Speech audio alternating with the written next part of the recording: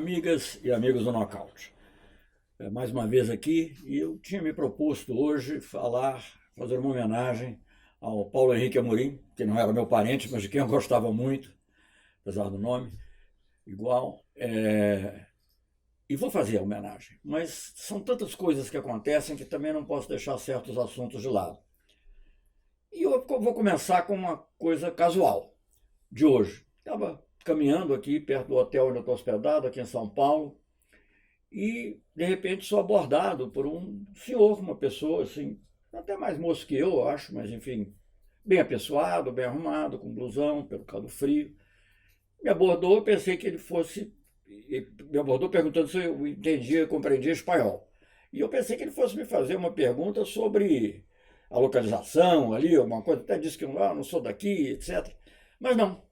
Ele disse que ele estava pedindo uma ajuda para, para poder comer, para comprar um prato de comida. Uma pessoa assim, bem apessoado, falando espanhol, percebi logo que ele era argentino, um sotaque de argentino. E eu, vendo aquela cena, né? E ele já tinha dito que a família dele, muita gente já tinha morrido, que tinha passado necessidades, etc., lá em Buenos Aires. Eu não pude deixar de pensar no mal que o neoliberalismo está fazendo para o povo brasileiro, eu acho, e para o povo latino-americano. E veio de um país que tinha uma renda per capita, inclusive, bem mais alta que a do Brasil, níveis de educação mais altos, e uma pessoa assim, falando bem, não era óbvio, uma pessoa que fosse com problema alcoólico, nada disso, né? E isso me fez pensar que como será no futuro com essa reforma da Previdência que começou a ser votada. E eu acho que nós estamos aqui criando, talvez, uma nova categoria, uma categoria de novos pobres. A gente às vezes já se queixava no Brasil dos novos ricos, mas agora são os novos pobres. É uma categoria de pessoas que não vêm das periferias, provavelmente, em muitos casos, que obviamente serão atingidos também, até mais, mas que não terão chance de se aposentar e ter uma vida digna. Isso está acontecendo no Chile, é uma coisa muito conhecida. E saiu recentemente num jornal aqui do Brasil um artigo muito bom também, feito assinado entre outros pelo Piketty, do Capital no século XXI, e o Pedro Paulo Bastos e os outros acadêmicos brasileiros, sobre a desigualdade e o aprofundamento da desigualdade que será causado pela essa reforma da Previdência. Enfim, os detalhes técnicos, muitas pessoas já têm falado, eu não vou falar, mas eu não pude deixar de sentir essa coisa assim, no contato humano, a surpresa, porque eu pensei, era uma pessoa que estava assim, arrumada, bem arrumada, tanto como eu, assim, andando na rua, e que na realidade estava pedindo auxílio, com muita vergonha, para um prato de comida. Enfim, isso apenas para que a gente veja que a vida não são só os números, as cifras, mesmo elas enganosas, mas, muitas vezes, mas que também tem esses aspectos. Também é impossível não mencionar o que está acontecendo com a política externa brasileira, com essa, por enquanto, intenção, esperemos até que não se concretize, afinal, da indicação do deputado Eduardo Bolsonaro para ser embaixador em Washington. Há muitos aspectos tristes nesse processo. Primeiro é o nepotismo, né? É bastante óbvio. Hoje mesmo, um deputado que não é da oposição, não é de um partido de esquerda, comentava isso com grande veemência no plenário, porque é algo que não tem cabimento. Os exemplos aí, até os jornais vários publicaram, em geral é filho do emir, né? O filho de um autocrata assumido, né? Com uma monarquia absoluta. Né? Nem sequer, digamos, outras ditaduras que têm um pouco mais de verniz, elas se permitem esse tipo de nomeação. Segundo, há também, não é nenhum aspecto principal, uma impropriedade diplomática, porque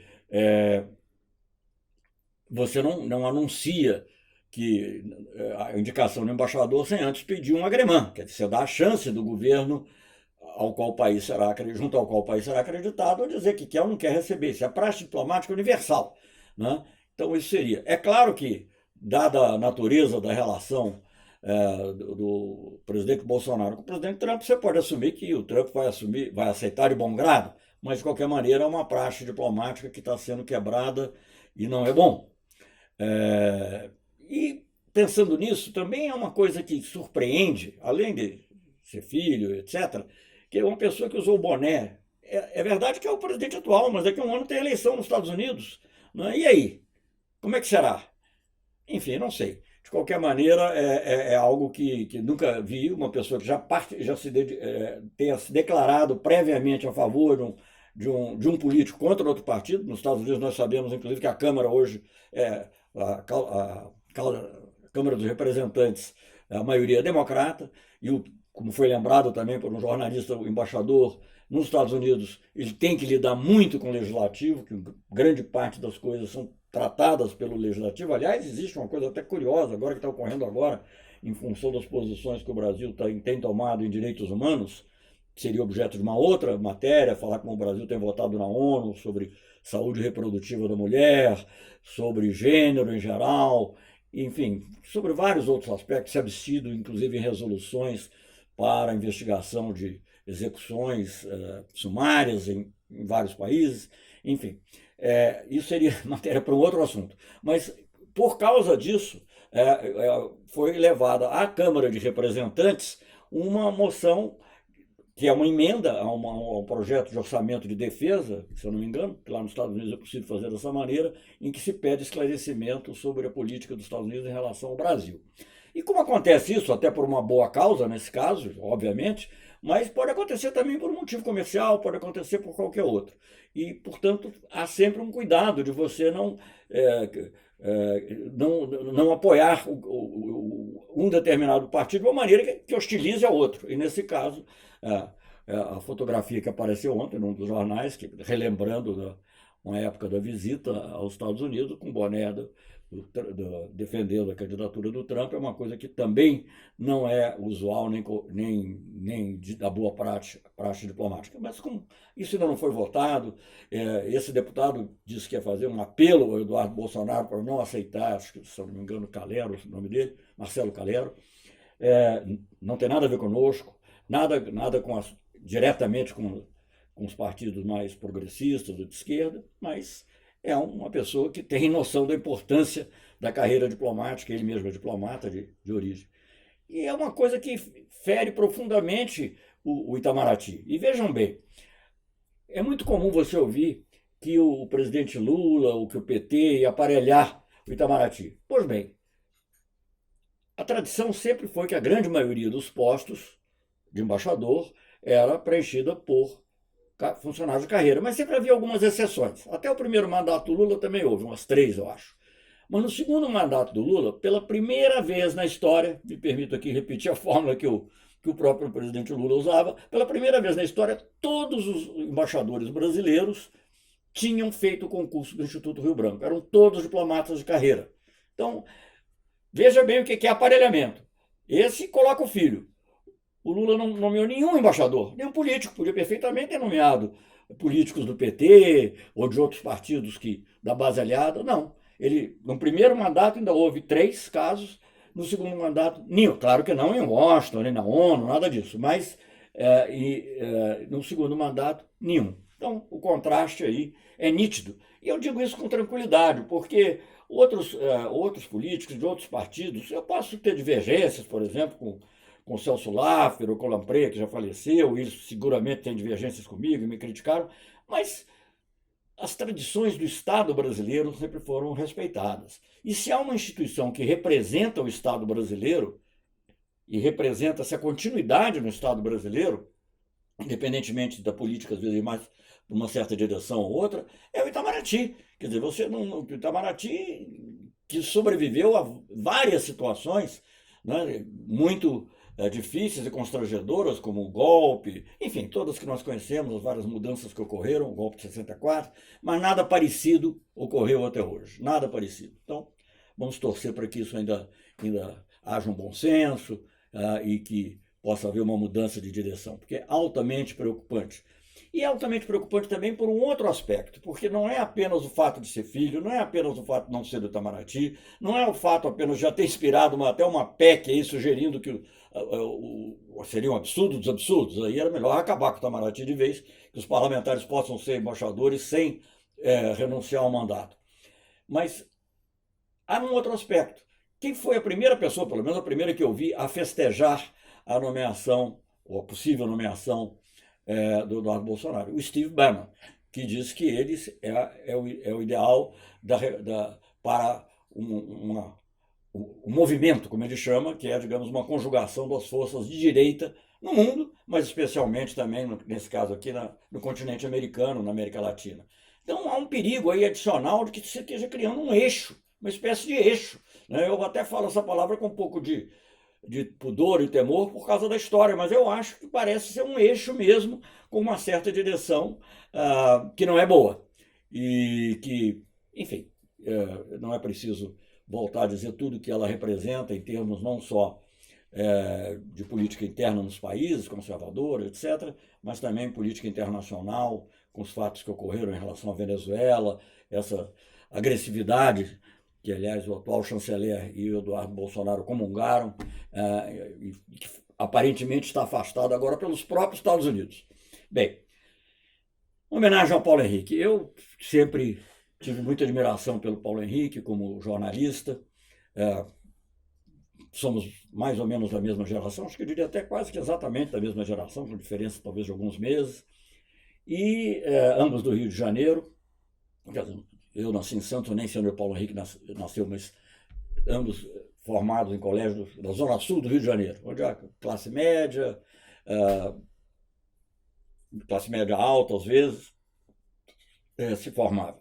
Então conheci ele desde adolescente, acompanhei vários episódios, mas num deles foi muito interessante porque o trabalho de jornalista do Paulo Henrique coincidiu com uma iniciativa diplomática do governo brasileiro e se conjugou com ela de maneira muito interessante, mostrando às vezes a importância que pode ter uma diplomacia pública, graças à ação do jornalista, nesse caso, dele.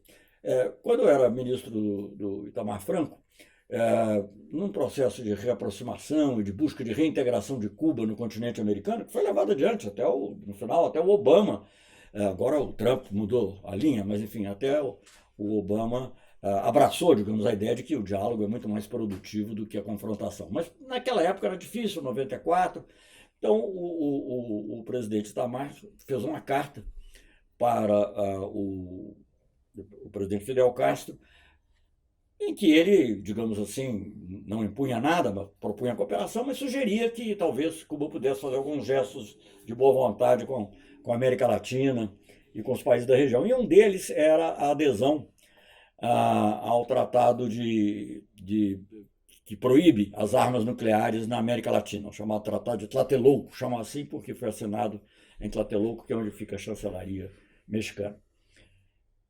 E eu estou contando essa história porque o próprio Fernando Moraes achou boa ideia que eu contasse. Então, eu como ministro do Itamar, fui a Cuba.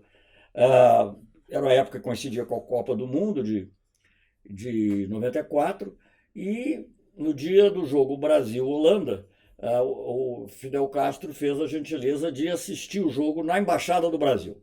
Normalmente até as televisões não estavam transmitindo ao vivo, porque são primeiro que futebol não era pelo menos tão importante em Cuba, e segundo porque havia um racionamento de energia. Mas nesse dia, estando lá um representante brasileiro, eles fizeram uma exceção e, mais ainda, Fidel Castro foi assistir o jogo na Embaixada do Brasil. Isso acho que foi sabido com uma certa antecedência, assim, embora não tivesse sido anunciado, e o Paulo Henrique Amorim, que na época representava uma grande rede de televisão, mas essa iniciativa pessoal dele, resolve ir junto com um fotógrafo, um câmera, Paulo Zero, a Cuba para presenciar esse momento. E eu já tinha entregue essa carta, o jogo terminou, o Paulo Henrique foi puxando conversa com o Fidel Castro, assim, uma conversa mole inicialmente, não era uma conversa afiada, era mole, era afiada no objetivo final, mas era uma conversa sobre o que ele tinha achado da partida, como é que eram as relações, etc. E aí perguntou, meio de chofre ali, para o o Fidel Castro, nós sabemos que o chanceler é portador de uma carta do presidente Itamar, em que o presidente Itamar solicita ou sugere que Cuba assine esse tratado sobre armas nucleares, o Tratado de Tlatelolco. E o senhor responde? O que o senhor vai dizer ao presidente Itamar? E o Fidel, um pouco assim, isso ocorreu depois de um longo processo em que eu tinha falado com várias personalidades, autoridades em Cuba, e eles diziam, não, isso aí, esse assunto só o presidente. Até o Raul Castro, que na época era ministro da Defesa, disse, esse é com minha irmã, ele de Barba. Bom, então tinha falado, tinha mostrado a carta, mas não me atrevi a fazer pergunta, deixei a carta com ele para ele meditar, refletir, etc. Mas o Paulo Henrique fez a pergunta e o Fidel disse assim, eu não sei se é o momento, que era uma época de grande pressão do governo norte-americano contra Cuba, né? Eu não sei se é a hora de fazer uma concessão dessas aos Estados Unidos. E aí eu atrevidamente também mencionei, presidente, mas não sei, o comandante, sei lá, presidente, não sei se é uma concessão aos Estados Unidos, é um gesto para a América Latina. E o Fidel me olhou assim, daquele pirralho lá perto dele, eu tinha 50 anos, mas perto do Fidel parecia um pirralho, e ele olhou para mim e disse assim, quizás o canciller tenha razão. Então foi assim que, de certa maneira, foi anunciado publicamente a intenção de Cuba de aderir a um tratado de banimento das armas nucleares na América Latina, graças ao atrevimento jornalístico e oportuno, bem feito, do Paulo Henrique Amorim. É uma história, como muitas outras poderiam ser contadas, mas para mostrar como ele está sempre presente em momentos importantes, mesmo quando ele trabalhava para outros órgãos que não necessariamente podiam ter entusiasmo por aquela causa, mas também não tinham atingido a radicalidade que apareceu mais tarde. E, bom, falar do que o Paulo Henrique fez agora recentemente, é chovendo molhado, todas as pessoas sabem, mas sempre motivo de grande satisfação não só ouvi-lo e ler, mas também,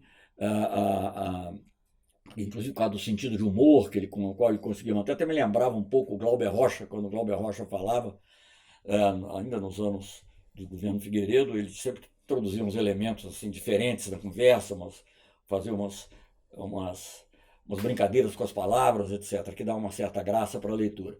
Mas também convivi com ele no lançamento de algo importante, que foi esse projeto Brasil Nação, capitaneado pelo professor Bresser Pereira, que é um projeto bem antes da eleição, em que se procurava inspirar uma linha de conduta de defesa da soberania nacional, de defesa da democracia no Brasil e, obviamente, com certas características econômicas que preservassem uma política industrial, tudo diferente do que está ocorrendo na realidade quando você vê a Embraer ser vendida para Boeing, enfim, você vê o ministro da Economia dizer que quer vender tudo até o Palácio Presidencial, enfim. Então, o Paulo Henrique vai fazer muita falta, politicamente, humanamente, e eu acho que certamente é uma grande perda para o jornalismo. Fico por aqui.